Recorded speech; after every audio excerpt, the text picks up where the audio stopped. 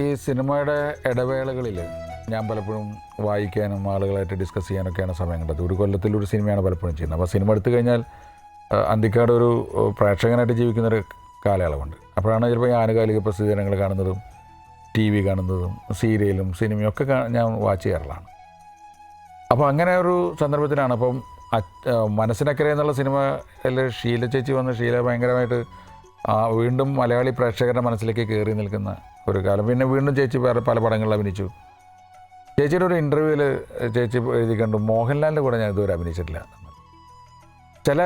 ചില കമൻറ്റുകൾ, ചില സൂചനകളൊക്കെ ചിലപ്പോൾ നമ്മളൊരു കഥയിലേക്ക് നയിക്കും. മോഹൻലാലിൻ്റെ കൂടെ അഭിനയിച്ചിട്ടില്ല, എനിക്ക് മോഹൻലാലിൻ്റെ കൂടെ അഭിനയിക്കാൻ ആഗ്രഹമുണ്ടെന്ന് ഷീല ചേച്ചി ഏതൊരു അഭിമുഖത്തിൽ പറഞ്ഞ പാചകത്തിൽ നിന്നാണ് സ്നേഹവീടിൻ്റെ തുടക്കം. പെട്ടെന്ന് എനിക്ക് തോന്നി ഷീല ചേച്ചി മോഹൻലാലിനെ വെച്ചൊരു സിനിമ ചെയ്യണം. അപ്പോൾ ആ കഥയിൽ പ്രണയത്തിനേക്കാളും അതല്ലെങ്കിൽ മറ്റ് സിറ്റുവേഷൻസിനേക്കാളും കൂടുതൽ ആത്മബന്ധമുള്ളത് അമ്മയും മകനും തമ്മിലുള്ള ഒരു റിലേഷൻഷിപ്പ്. അപ്പോൾ അമ്മയും മകനുമായിട്ടുള്ള ചില സിനിമകളുടെ അതിമനോഹരമായ പാട്ടുകൾ ഇളയരാജ ചെയ്തിട്ടുണ്ട്. പ്രത്യേകിച്ചും രജനീകാന്ത് അമ്മ എന്ന് അങ്ങനെ പാട്ട് ഉണ്ട്. അപ്പോൾ അങ്ങനെ പല പല പാട്ടുകളിലും തമിഴിൽ അതൊരു വളരെ പ്രകടമായിട്ട് അമ്മയെ പുകഴ്ത്തിക്കൊണ്ട് പാടുന്ന പാട്ടുകൾ പലതും ഉണ്ടായിട്ടുണ്ട്. അത് വൈരമുത്തും വാലിയും ഒക്കെ ഉള്ളതുകൊണ്ട് മനോഹരമായ ലിറിക്സ് അവിടെ ഉണ്ടാവാറുണ്ട്.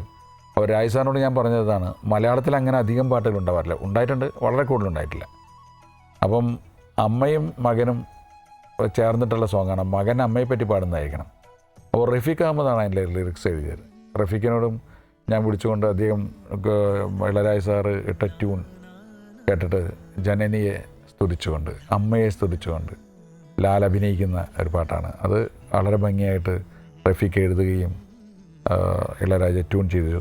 അമൃതമായി അഭയമായി ജനനി നീ എങ്ങുമില്ലേ, ജനിയിലും മൃതിയിലും നിഴലായി നീ കൂടെയില്ലേ, മിഴിനീരിൽ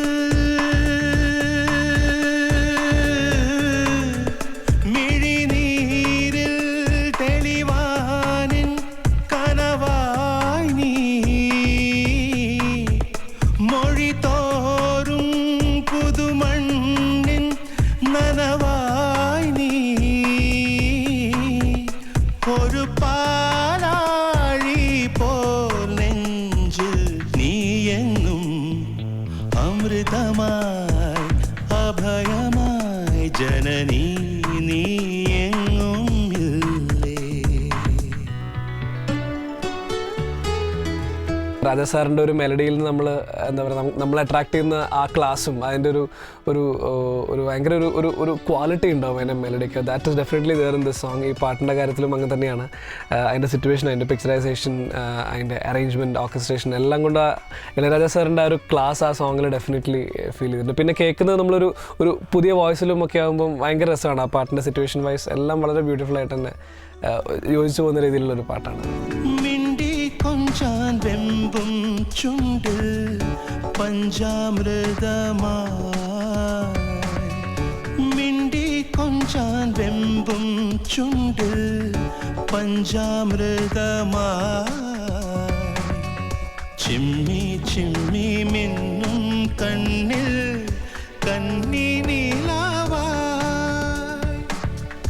ജന്മ ജന്മതീരം പുൽകും മന്ദാകിനി നീ, പ്രപഞ്ചങ്ങളാകെ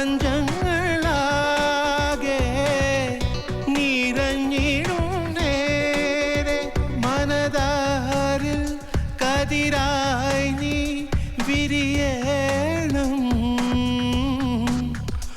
ഒരു താ